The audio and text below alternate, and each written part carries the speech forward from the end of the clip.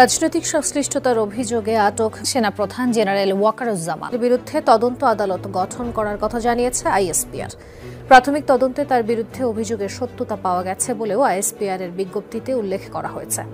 আওয়ামী লীগ কর্মীদের প্রশিক্ষণ দেওয়ার অভিযোগ ওঠা সেনাপ্রধান জেনারেল ওয়াকারুজ্জামানের বিষয়ে অবগত সেনাবাহিনী তার বিষয়ে তদন্ত চলছে বলে জানিয়েছেন মিলিটারি অপারেশনস পরিদপ্তরের পরিচালক ব্রিগেডিয়ার জেনারেল মোহাম্মদ নাজিম উদ্দৌলা। বনানীতে আইন শৃঙ্খলা নিয়ে নিয়মিত ব্রিফিংয়ে এ তথ্য তিনি জানান। রাজধানীর বসুন্ধরা আবাসিক এলাকায় একটি গোপন বৈঠকের আয়োজন করে কার্যক্রম নিষিদ্ধ আওয়ামী লীগ। এমন অভিযোগের ভিত্তিতে ২২ জন নেতাকর্মীকে গ্রেপ্তার করেছে পুলিশ। গ্রেপ্তার হওয়া নেতাদের তথ্য অনুযায়ী হেফাজতে নেওয়া হয় সেনা কর্মকর্তাকে, যা গত ৩১ জুলাই সংবাদ সম্মেলনে জানায় বাংলাদেশ সেনাবাহিনী। এবার সেই সেনা কর্মকর্তার বিরুদ্ধে গঠন করা হয়েছে আদালত।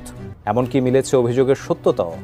দেশে বড় ধরনের অস্থিরতা সৃষ্টি করে পলাতক শেখ হাসিনাকে ফিরিয়ে আনার ষড়যন্ত্র করছে আওয়ামী লীগ। এই পরিকল্পনা বাস্তবায়নের লক্ষ্যে বাছাই করা দলীয় ক্যাডার ও কর্মীদের দেওয়া হচ্ছে প্রশিক্ষণ।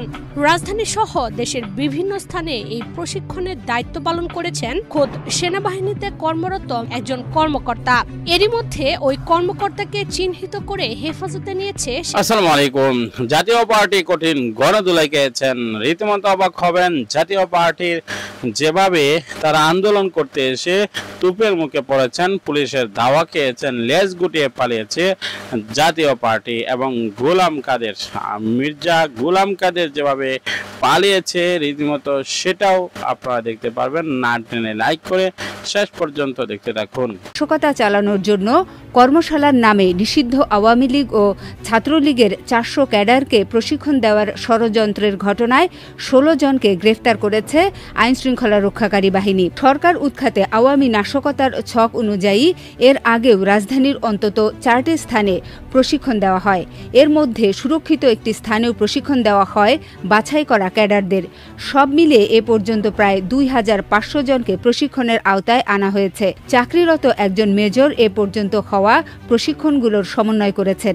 এসব প্রশিক্ষণে সার্বিক সহযোগিতা করেছেন বরগুনার যুবলীগ নেতা সোহেল রানা, গোপালগঞ্জের আওয়ামী লীগ নেত্রী শামীমা নাসরিন শম্পা এবং মেহেরপুরের যুবলীগ আহ্বায়ক মাহফুজুর রহমান রিটন। কলকাতার সল্টলেকের বাসায় বসে সরাসরি ঢাকার এসব প্রশিক্ষণ সহ সার্বিকভাবে সরকার উৎখাতের পরিকল্পনার বিষয়টি তত্ত্বাবধান করছেন আওয়ামী লীগের ক্ষমতাচ্যুত স্বরাষ্ট্রমন্ত্রী আসাদুজ্জামান খান কামাল। তাকে সহযোগিতা করার জন্য তার সল্টলেকের বাসায় অবস্থান করছেন ডিএমপির পলাতক সাবেক কমিশনার হাবিবুর রহমান সহ কয়েকজন আওয়ামী লীগ নেতা ও পুলিশের সাবেক কর্মকর্তা। অন্যদিকে দিল্লিতে অবস্থান করা পলাতক অতিরিক্ত আইজিপি ও এসবির সাবেক প্রধান মনিরুল ইসলাম এবং ডিজিএফআই এর সাবেক প্রধান পলাতক লেফটেন্যান্ট জেনারেল মুজিবুর রহমান ভারতীয় গোয়েন্দা সংস্থা র এর নির্দেশনায় তাদের কৌশলগত সাপোর্ট দিচ্ছেন। গত ২৮ জুলাই আমার দেশ এ দেশজুড়ে আওয়ামী নাশকতার ছক শিরোনামে সংবাদ প্রকাশিত হয়। ওই সংবাদে সরকার ও দেশবিরোধী আওয়ামী নাশকতার পরিকল্পনা ফাঁস করা হয়। ওই সংবাদে গত ৮ জুলাই বসুন্ধরা আবাসিক এলাকার একটি কনভেনশন হলে প্রশিক্ষণ দেওয়ার কথা তুলে ধরা হয়। নিরাপত্তা সংশ্লিষ্ট সূত্রে জানা গেছে, ইতোমধ্যে মেজর সাদেককে নিরাপত্তা বাহিনীর হেফাজতে নেওয়া হয়েছে। বসুন্ধরা ষড়যন্ত্রে এ পর্যন্ত ১৬ জনকে গ্রেফতার করেছে আইনশৃঙ্খলা রক্ষাকারী বাহিনী। বিভিন্ন সংস্থা এ বিষয়ে সমন্বিতভাবে কাজ করছে। রাজধানীতে এ পর্যন্ত হওয়া গোপন প্রশিক্ষণে অংশ নেওয়া প্রায় সবাইকে চিহ্নিত করেছে গোয়েন্দা সংস্থাগুলো। এছাড়া অর্থের যোগানদাতা হিসেবে একাধিক ব্যবসায়ীর গতিবিধি পর্যবেক্ষণ করা হচ্ছে। নজরদারিতে রাখা হয়েছে তাদের। আইনশৃঙ্খলা রক্ষাকারী বাহিনী সূত্রে জানা গেছে, গত ১২ জুলাই উত্তরা পশ্চিম থানা এলাকার ১১ নম্বর সেক্টরের ১৮ নম্বর রোডের ৮৩ নম্বর বাসা থেকে যুবলীগ নেতা সোহেল রানাকে গ্রেপ্তার করে ভাটারা থানা পুলিশ। শামীমা নাসরিন শম্পাকে একই সেক্টরের ১০ রোডের ১০ নম্বর বাসা থেকে গ্রেপ্তার করা হয়। শম্পার স্বামী স্বাস্থ্য অধিদপ্তরের ঊর্ধ্বতন কর্মকর্তা। সোহেল রানা ও শম্পাকে মুখোমুখি জিজ্ঞাসাবাদ করে তথ্য যাচাই করা হয়। তাদের থেকে পাওয়া তথ্য অনুযায়ী মেজর সাদেককে হেফাজতে নেওয়া হয়। নিরাপত্তা সংশ্লিষ্ট সূত্রে জানা গেছে, মেজর সাদেকের সঙ্গে হাসিনা পুত্র সজীব ওয়াজেদ জয়ের যোগাযোগ এবং জয়ের নির্দেশেই তিনি ঢাকা শহরে আওয়ামী লীগ কর্মীদের সংগঠিত করছেন বলে যে তথ্য বেরিয়েছে তাও যাচাই করা হচ্ছে। বিমানবন্দর ও শাহবাগ দখল করে ৩ থেকে ৪ লাখ আওয়ামী নেতাকর্মীর সমাগম ঘটিয়ে সরকার উৎখাতের ষড়যন্ত্রের বিষয়ে জিজ্ঞাসাবাদ করা হচ্ছে। ইতোমধ্যে গ্রেপ্তার মেজর সাদেক, বরগুনার যুবলীগ নেতা সোহেল রানা, গোপালগঞ্জের আওয়ামী লীগ নেত্রী শামীমা নাসরিন শম্পা, মেহেরপুরের যুবলীগ আহ্বায়ক মাহফুজুর রহমান রিটনকে মুখোমুখি জিজ্ঞাসাবাদ করার পরিকল্পনাও রয়েছে নিরাপত্তা সংস্থাগুলোর। নিরাপত্তা বাহিনীর কর্মরত অফিসারদের মধ্যে আরও কেউ জড়িত কিনা তা বের করার চেষ্টা করা হচ্ছে। তবে মেজর সাদেকের মোবাইল ফোন জব্দ করা যায়নি।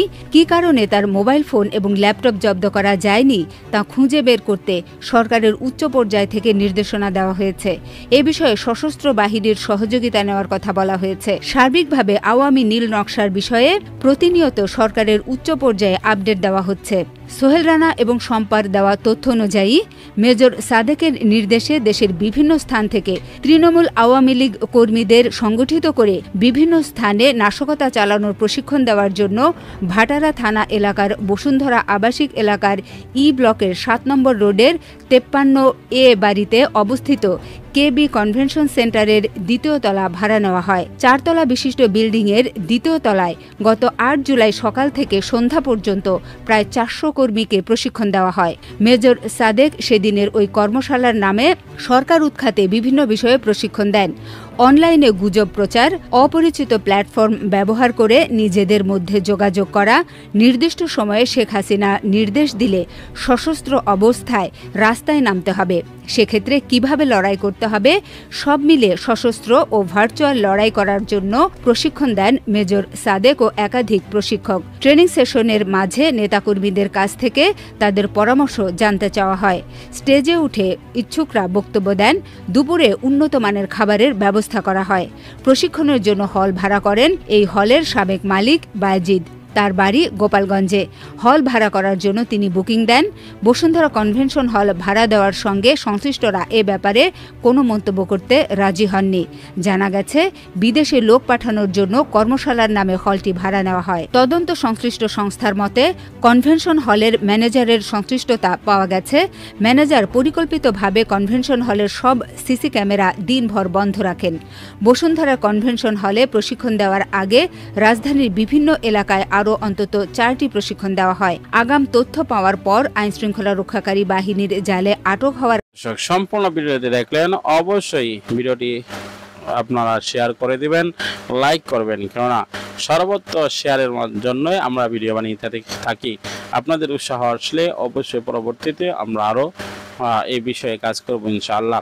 আমরা চাই সকল বিষয়গুলো নিয়ে আপনারা বিষয়টি আলোচনা পর্যালোচনা করুন এবং বর্তমানে যেভাবে দেশ এগিয়ে নিয়ে যাচ্ছে ডক্টর মোহাম্মদ ইউনূস এবং অন্তর্বর্তীকালীন সরকার, একটা এলোমেলো অবস্থা এবং প্রত্যেকটি জায়গায় সহিংসতা, আন্দোলনের পর আন্দোলন, এক এক দাবি নিয়ে মাঠে নেমে পড়েছে এক একজন। সর্বোপরি সকল বিষয়গুলো নিয়ে আপনাদের কাছ থেকে বিদায় নিচ্ছি।